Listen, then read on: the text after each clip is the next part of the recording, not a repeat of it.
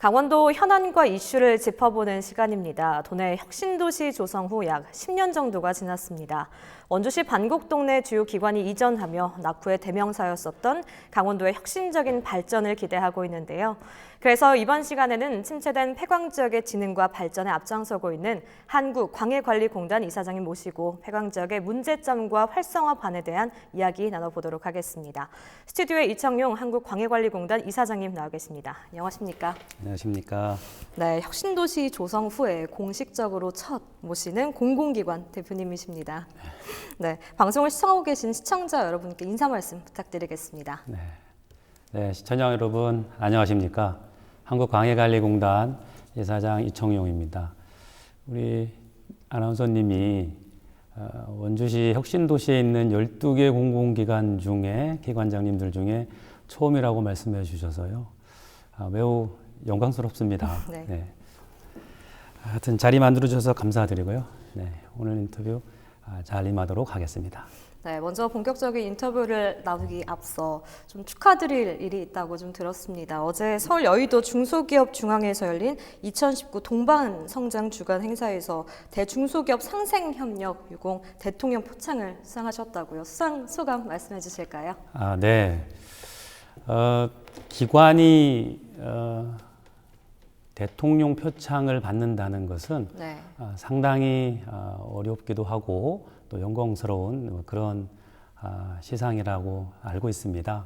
저희 공단 직원들이 아마 혼연일체가 돼서 열심히 해준 결과가 결국 저희 폐광 지역의 지역진흥이라는 것도 중소기업 또 중견기업 또 개인 사업자를 포함한 여러 영세 사업자분들과 함께 성장할 수 있는 그런 계기를 광해관리공단이 좀 제공한 것이 아니냐라는 걸 높이 평가받아서 아마 동방성장위원회에서 대통령 표창을 시상해 주셨습니다.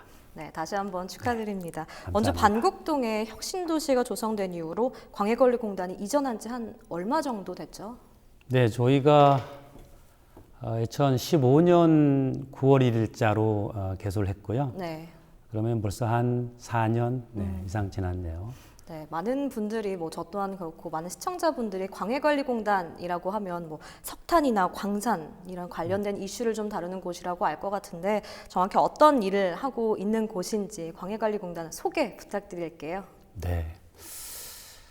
저도 이사장으로서 이제 지인분들을 뵈도 광해라는 단어를 잘 모르시는 분들이 너무 많으십니다. 네.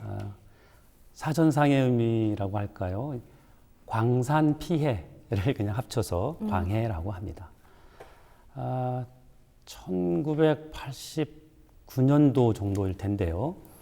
그때 석탄산업 합리화 정책이 시행이 됩니다. 네. 그때 저희 공단의 전신이 석탄 합리화 사업단이라는 기관이 있었습니다. 네. 그 기관이 저희 전신인데요.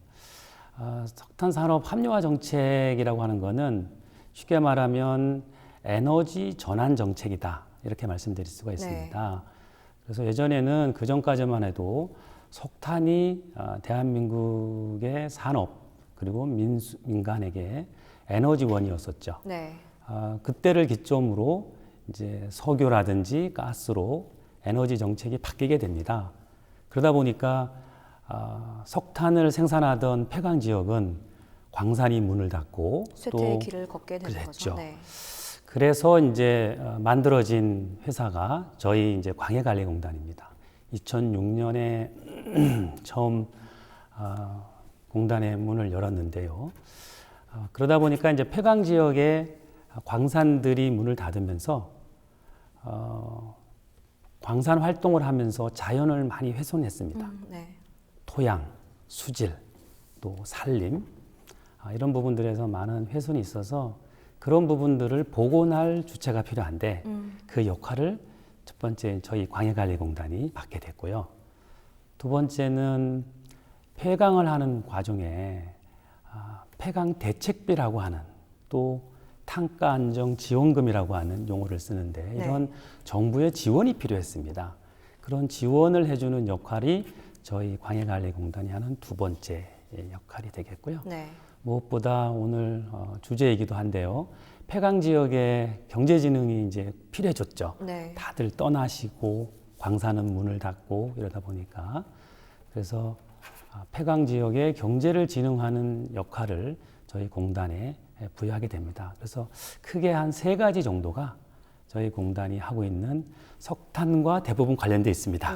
그런 역할이라고 봅니다. 이사장님께서 광해관리공단 소개를 좀 해주셨는데 사실 강원도 영월이나 정선 같은 곳은 석탄의 주 생산지이기도 했었잖아요.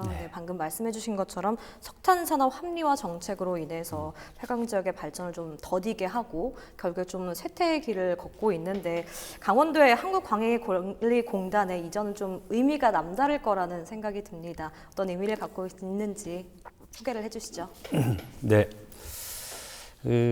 저희 방곡동에 혁신도시 조성되면서 13개 기관이 내려왔고요. 그중에 기관장님까지 오신 기관이 12개 기관인데요. 제 생각에도 저희 광해관리공단은 조금 다른 공공기관보다 다른 의미가 좀 있다 이런 생각이 듭니다. 저희가 아까 말씀드린 것처럼 석탄산업 합리화 정책이 도입되면서 소위 폐특법이라고 하는 폐강 지역의 지원 및 개발에 관한 특별법이 만들어집니다. 이런 1995년도에 만들어진 이 폐특법이 10년 단위로 하는 한시법인데 2번의 연장을 거쳐서 벌써 한 24년이 지났습니다. 그리고 25년이면 이제 기한이 다시 만료가 되죠. 또 연장이 5년 정도가 남은 거네요, 지금. 네, 한 6년 남았죠. 5, 6년 정도. 19년이 다 돼가니까 이제 그나마 이제 5년 정도가 남았습니다. 그럼에도 불구하고 아직 폐강 지역은 지역 경제 또 도시 활력이 아직은 활력이 일어나기에는 아직 요원한 이런 부분도 많고요. 굉장히 지역 진흥이 미흡한 부분이 많이 남아 있습니다. 그런 의미에서 이제 저희 광해관리공단이 서울에 있을 때도 물론 태백이라든지 영월, 정선 쪽에 저희 강원지사를 통해서 지속적으로 폐강 지역에 지원을 해오긴 했습니다만 아무래도 많은 분들 얘기가 현장에 답이 있다 이런 말들 많이 하시잖아요. 그래서 제 생각에도 광해관리공단이 서울 종로에 있었는데 아무래도 현장과 좀 멀리 떨어져 있었고요. 그러다가 이제 강원도 원주에 이전해 온 것은 아마 현장에서 답을 찾으려고 하는 그런 어떤 계기가 되는 것이라고 생각이 들어서 저는 조금 남다른 의미가 있다. 이번에는 현장에서 꼭 답을 찾자. 이런 계기로 삼으면 좋을 것 같습니다. 조금 답을 찾고 있다고 생각을 하십니까? 열심히 하고 있습니다. 이사장님을 어렵게 모신 만큼 좀 폐강 지역에 대한 이야기를 심도 있게 나눠보고자 합니다. 방금 말씀해주신 폐특법을 말씀해주셨는데 정확히 좀 어떤 내용을 담고 있는지 먼저 말씀해주시죠. 네, 폐특법은 이제 아까 말씀드린 것처럼 폐강 지역의 지원과 또 개발을 지원하는 아주 특별한 법률입니다. 폐강 지역 폐특법의 그 핵심 내용들은 아무래도 에너지 전환 정책 때문에 폐강을 하게 되는 광산과 또 광산 근로자분들의 처우를 정부 차원에서 지원해야 되는 그런 중요한 책무를 담은 법률이고요. 그 내용 중에는 광해관리공단이 일정한 어떤 내용으로 역할을 해야 된다 하는 내용도 담고 있습니다. 그래서 폐강 지역의 지역 진흥의 가장 큰 대체 산업으로 생각하고 있는 강원랜드의 태동도 바로 폐특법이 제정되면서 함께 이루어지게 됩니다. 이런 정부의 각종 진흥 정책에도 좀 불구하고 폐강 지역의 쇠퇴가 좀 가속화되는 이유가 있다면 어디에 있다고 좀 보십니까? 네, 아무래도 첫 번째는 지리적 여건이 아닐까 싶어요. 주로 광산 활동이라는 것이 산지에서 일어나다 보니까 도심에서 아마 접근성이 많이 떨어집니다. 그래서 첫 번째는 지리적 여건이 좋지 않은 지역에 지역 경제를 활성화시킨다는 것 자체도 상당히 어렵고요. 네. 두 번째는 그런 지리적 여건이 이제 대체 산업을 이끌어오는데 아이디어 내기가 참 쉽지 않았다. 예, 그런 부분이 있습니다. 아무래도 이제 대체 산업을 하려면 수요를 좀 기반으로 해야 되는데 광산 자체가 폐광하다 보니까 폐광 근로자들이 아무래도 이제 직업을 잃게 되면 지역에 남아서 새로운 어떤 사업을 하신다거나 생계 유지를 위한 또 소득 증대를 위한 역할들을 하셔야 되는데 아무래도 지역에 특별히 소득을 창출할 수 있는 산업이 없다 보니까 다들 떠나시게 됐습니다. 그러다 보니 산업이 없으니까 또 지역민들이 근로자분들이 또 떠나시고 또 근로자분들이 떠나시니까 소비가 줄고 그쵸. 소비가 주니까 다시 산업이 안 되고 이런 악순환이 있었던 거죠. 그리고 세 번째는 정부가 재정 지원을 하기는 하셨는데 그런 재정 지원을 어떻게 쓰느냐 하는 부분에서 조금 계획성이 있고 실효성이 좀 떨어지지 실효성이 않나. 떨어지는 부분들의 지출들이 늘어나다 보니까 아직도 폐광 지역이 정상화되거나 경제가 활성화되는 데는 좀 미흡한 요인이 되지 않았나 이런 생각이 듭니다. 네, 대표님께서 지리적인 접근성, 대체 산업, 정부의 재정적인 지원에 좀 실효성이 떨어지지 않나 세 가지 부분을 좀 짚어주셨는데 앞서 대체 산업 이야기가 나와서인데 공단에서는 폐광 이후 좀 석탄 근로자들의 이탈을 막기 위해서 강원랜드 같은 리조트 산업을 좀 설치해서 운영을 하고 있는데 문제는 실제 폐광 지역에서 이 활성화시키는 데 큰 역할을 하고 있지 못하다는 건데 이 부분에 대해서는 좀 어떻게 생각을 하고 계시는지 말씀해 주시죠. 네. 폐광지 대체 산업의 대명사는 역시 강원랜드 맞습니다. 네. 그런데 지금도 이 강원랜드라고 하는 폐광 지역의 주민들 입장에서 봤을 때는 강원랜드라고 하는 대체 산업에 대한 기대가 상당히 크십니다. 네. 아마 기대가 크면 실망도 크다. 이런 부분이 원망으로 이어지는 게 아닌가 싶기도 한데요. 네. 주로 아마 그 지역민들의 뭐 소망이랄까 또 소망을 이루지 못한 원망이 된 부분들은 강원랜드가 지역 상경기를 좀 활성화시켰으면 좋겠는데 그런 부분들이 좀 미진한 부분들이 좀 있고 하다 보니까 원망이 있지 않나 싶은 생각이 들고요. 물론 뭐 강원랜드 더 열심히 해야 됩니다. 더 열심히 해서 네. 지역민들께 좀 더 지역 진흥과 도시 활력을 찾는데 지원을 해야 되겠죠. 그렇지만 저는 또 다른 측면에서 이 폐광 지역을 진흥시키는 역할이 강원랜드에게 모든 그 책임을 또는 그 역할을 부여하는 것이가 그것이 그것만으로 타결될 수 있느냐 하는 측면도 고려를 좀 해봐야 되지 않느냐 이런 생각이 듭니다. 네.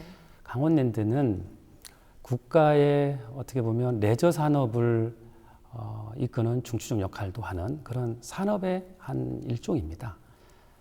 그런 기관이 지역의 발전을 위해서 예를 들면 뭐 학교를 세운다든지 아니면 또 뭐 자회사를 만들어서 네. 자꾸 기업을 일으킨다든지 뭐 이런 내용들을 강원랜드에게 맡기는 것이 과연 맞는 것이냐. 네. 강원랜드는 51%가 정부가 가지고 있지만 49%는 민간의 자본이 들어와 있습니다. 네.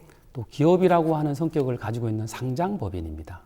그런 의미에서 강원랜드는 열심히 레저 산업을 활성화시켜서 이익을 창출하고 많이 창출된 이익을 폐광 기금이라고 하는 그런 기금으로서 폐광 지역의 지원 재원으로서 재원을 늘려가야 되는 그런 역할도 동시에 해야 되기 때문에 네. 그러면 강원랜드는 열심히 기업 활동해라. 그래서 발생되는 폐광 기금을 이제 폐광지를 운영하는 별도의 어떤 폐광 지역 개발 기구, 개발센터 뭐 이런 어떤 기관이 설립이 돼서 좀 적절하게 지역 폐강 지역의 진흥을 위한 역할을 해주는 것도 한번 생각해 볼 수 있지 않느냐, 이런 것도 감안해야 될 것 같습니다.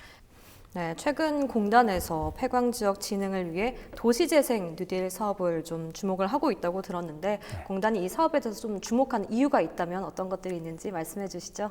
네, 저희 공단이 그 도시재생 뉴딜 사업에 주목한 이유는 저희가 아주 잘할 수 있는, 딱 맞는 사업이다라는 생각이 들었기 때문입니다. 그 저희가 잘할 수 있는 부분들이 일반 그 폐강 지역의 진행 사업보다 도시재생 뉴딜 사업은 그 지역에 특화된 그런 내용들을 잘 알아야 된다는 그런 부분이 있습니다. 저희가 전년도에 태백시라든지 올해 영월군 이런 데서 도시재생 사업을 당선됐었던 첫 번째 이유가 네. 아주 디테일한 그 지역의 상황들을 잘 파악한 그런 사업 계획서였다라는 심사위원들의 평을 받았습니다. 네. 그런 부분들이 저희가 도시재생 뉴딜 사업을 주목하는 계기가 됐는데요. 한 두 가지 장점이 있었습니다. 도시재생 뉴딜 사업을 하니까 첫 번째는 국비 지원을 받을 수 있습니다. 네. 전년도 태백시가 저희 한 250억, 또 올해 영월군이 한 100억 정도에 해당하는 국비를 지원을 받을 수가 있는 그런 장점이 있고요. 네. 두 번째는 좀 전에 말씀드린 것처럼 폐강지역 진흥 사업이나 도시재생 뉴딜 사업이 개념적으로는 비슷합니다. 이런 부분들이 저희가 굉장히 좋은 장점이 있구나 이런 걸 발견하고 도시재생 뉴딜 사업에 주목하게 됐죠. 네, 그럼 도시재생 뉴딜 사업이 이 폐강 지역에 어떠한 긍정적인 효과가 있다고 좀 생각을 하십니까? 네, 그 폐강 지역에 도시 경쟁력을 회복하는 데는 아마 새로운 활력을 제공해 줄 거라고 생각이 듭니다. 이 도시재생 뉴딜 사업의 특징이 지역 특화형이라는 거, 그리고 주민 참여형이라는 이런 특징이 있는데요.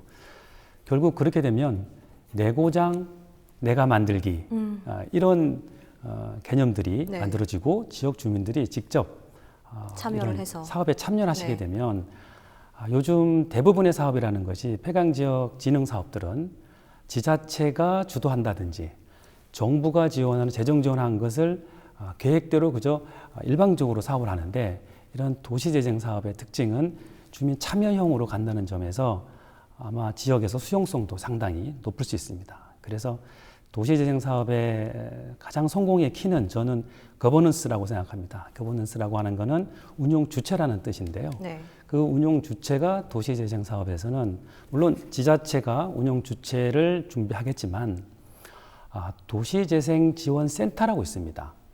그 도시재생지원센터 산하에 또 각 지역마다 도시재생 현장센터를 두는데요. 네. 이런 그 각 센터에 지역 주민들이 함께 참여해서 아이디어를 내고 수행 방법을 같이 고민하는 그런 과정으로 된다면 아주 좋은 도시재생 사업이 될 수 있어서 긍정적이다, 이렇게 말씀드릴 수 있겠습니다. 네, 지역 특화와 지역 참여에 대해서 강조를 해주셨는데, 그럼 끝으로 폐강 지역 활성화를 위해서 좀 한국광해관리공단이 계획하고 있거나 목표하는 바가 있다면 어떤 것들이 있는지 끝으로 좀 말씀해 주시죠. 네, 아무래도 목표는 폐강 지역에 기반을 조성하는 데 역점을 두는 것, 그것이 목표가 되겠습니다. 네. 저희가 전년도부터 도시재생 사업을 시작했는데 전년도에는 태백시를 위해서 일을 했고요. 두 번째 올해는 이제 영월군을 위해서 도시재생 사업의 활성화 계획도 다 만들어서 당선이 됐습니다. 네. 앞으로 이제 남은 삼척시라든지 또 정성군에도 당연히 저희 목표로 하고요. 이런 그 도시재생 사업들을 하면서 생긴 그런 노하우를 기왕이면 강원도 전체를 위해서 각 지역의 진흥 사업에도 저희가 일할 수 있으면 좋겠는데, 아무래도 좀 단기적인 목표는 폐강 지역 전체를 놓고 봤을 때 폐강 지역의 도시재생 사업이 누군가 주체적으로 끌어갈 기관이 있다면 저희 광해관리공단이 이런 도시재생 뉴딜 사업에 참여했던 이런 노하우를 토대로 네. 한번 적극 참여할 수 있는 기회가 있으면 하는 그런 바람이 좀 있습니다. 네, 폐강지역과 한국광해관리공단의 발전 기대해 보도록 하겠습니다. 지금까지 이청용 한국광해관리공단 이사장님과 함께 이야기 나눠봤습니다. 오늘 말씀 감사합니다. 감사합니다.